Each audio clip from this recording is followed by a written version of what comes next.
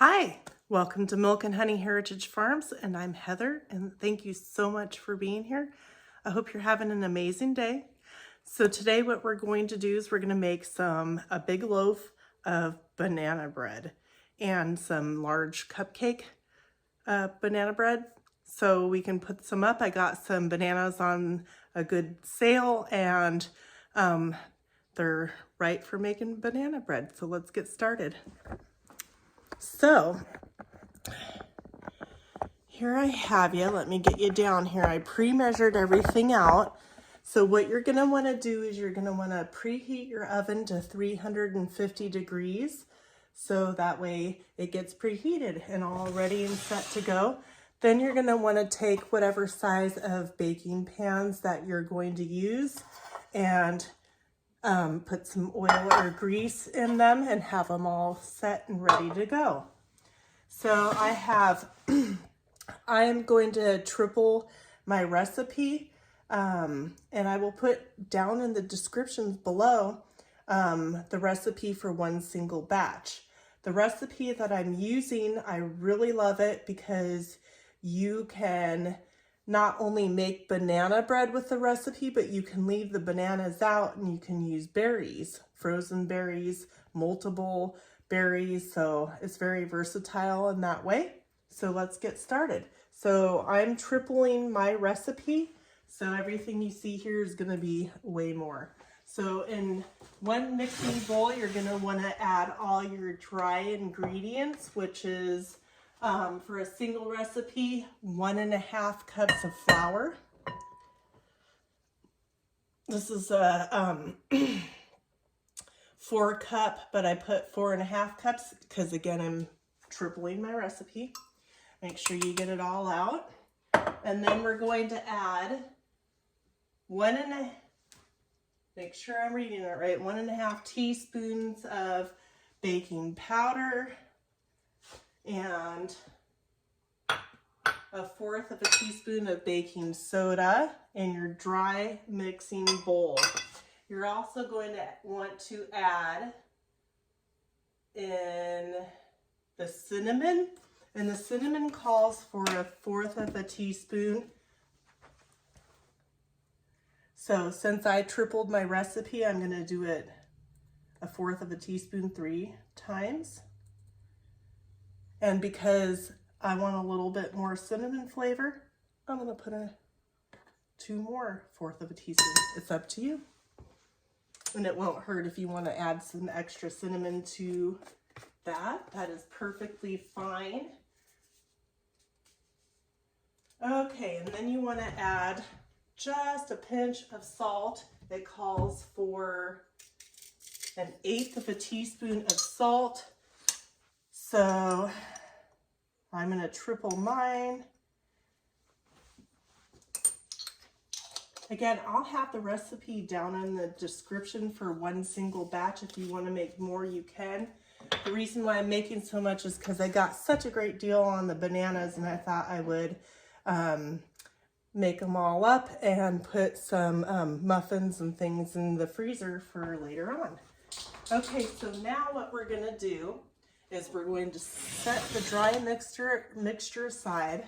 First, we might want to incorporate everything a little bit while I splash flour and stuff all over the place. That, gotta make a mess.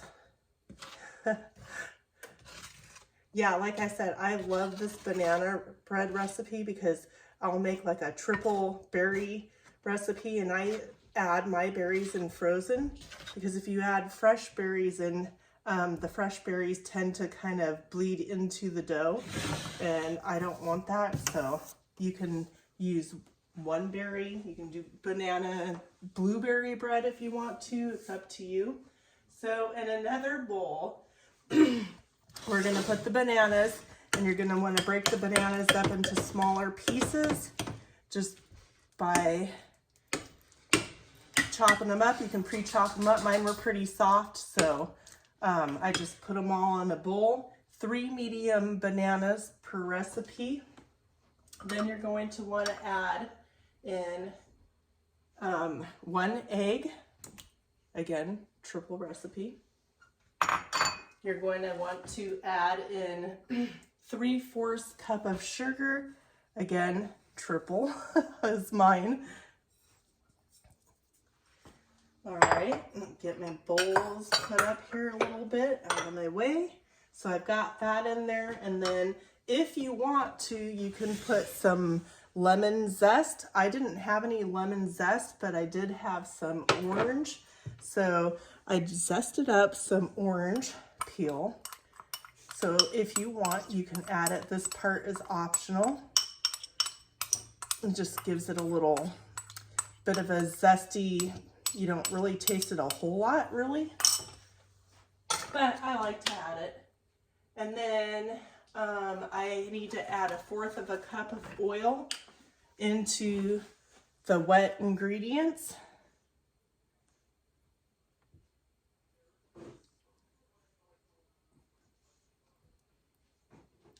Again, don't forget to preheat your oven to 350. You're gonna wanna use a toothpick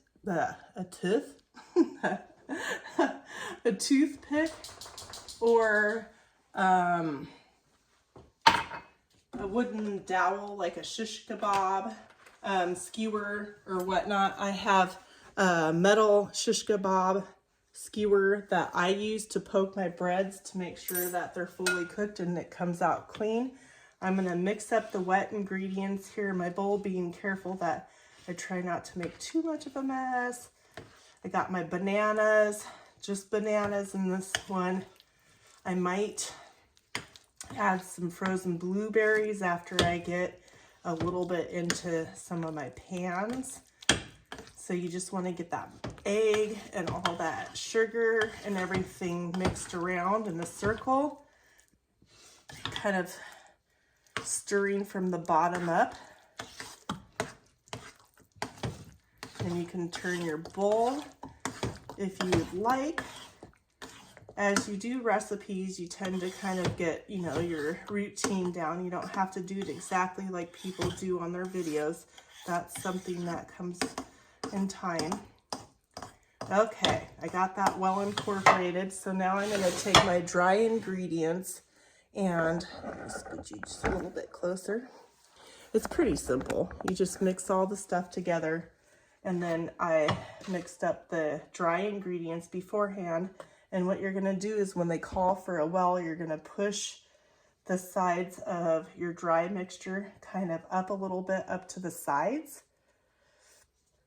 And then pour your wet ingredients into the dry ingredients. And I've got a very full bowl, but I'm used to making big batches. Like when I make my pumpkin bread, it usually fills a bowl like this as well. And then I'll make like mini muffins, you know, mini breads and things like that. So there's that. And then you're going to fold in the dry ingredients with the wet and just kind of stir it. It's going to be a lumpy mixture, which is what you want. So I'm just going to keep going around and doing this until I'm being careful so I don't splatter dry ingredients all over the place. Scraping the sides, making sure you come up from the bottom, scraping the bottom so you get that stuff on the bottom up in there.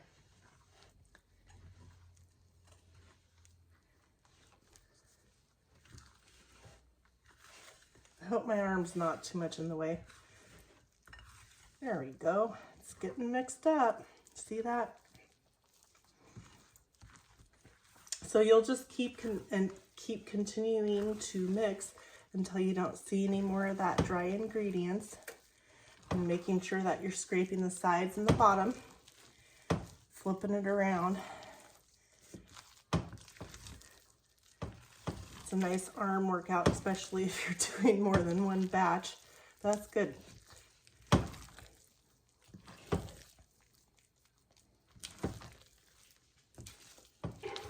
All right, let's see. Let's go around one more whirl. Make sure I don't see any more flour or dry ingredients. All right, looks good. I got my already prepared greased baking sheet for, let me read this and see. I haven't looked at this recipe for a long time.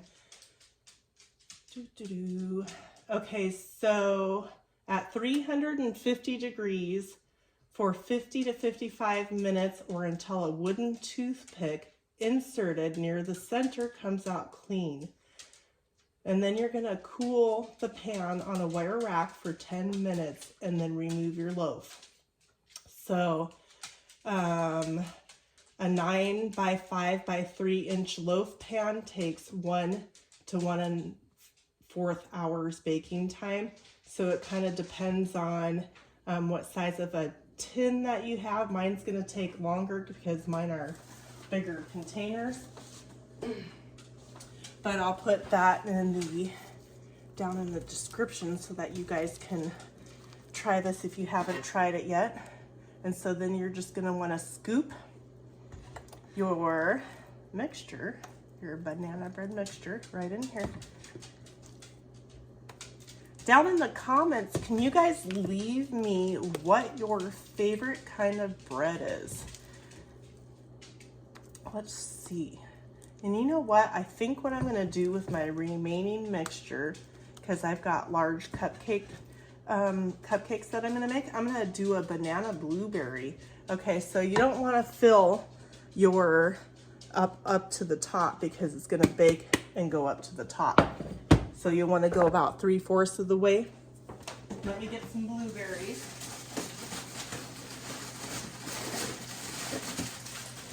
So I have some blueberries that I harvested from my blueberry plants this last summer. So they're kind of fresh in a sense. Let's see, there's one. You know, you can put a few of them or a little bit. I'm just gonna go with 2 cups. 2 cups of blueberries, and then because they're frozen, it makes it nice because they won't discolor the dough right away. And when you cook them, they'll cook right out. So get that mixed around, and so that way you have it evenly-ish distributed. There we go. I was gonna say 2 different words at once. Hit your dough. And then I have the large cupcake pan that I'm going to scoop about 3/4 of the way of this mixture into. I'm gonna need something to scrape off my large spoon here.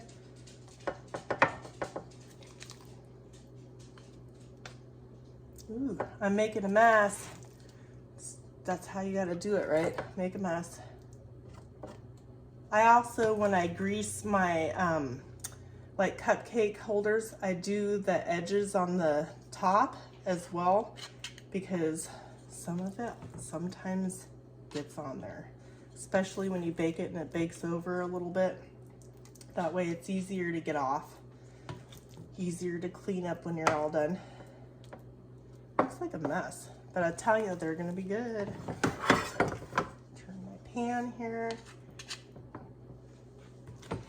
And I think I'm gonna have just the right amount to do 6 large cupcakes and 1 large, it's actually a bread pan that I'm using for baking the bread in. So it's larger than a normal pan that people typically use. That's all right. Perfect, right? And like I said, I can put some of these in the freezer. And all right, so I'll stick these in the oven. I'll check them in about an hour and just kind of see where they're at. The large muffins will obviously get done beforehand, but I'll bring you back and show you how it looks in the end. So I'll see you soon. Don't go away. All right, so here we have it. I checked before I pulled everything out with my skewer to make sure nothing stuck to the tip of it. And there we have a banana blueberry big muffins. And then I have my banana, just plain banana bread in here. Look at that. pretty nice, huh? So then when you do breads, you want to let them completely cool before you cut them. That'll keep the fluffiness in your bread. So let's cut into this banana bread and let's see what it looks like.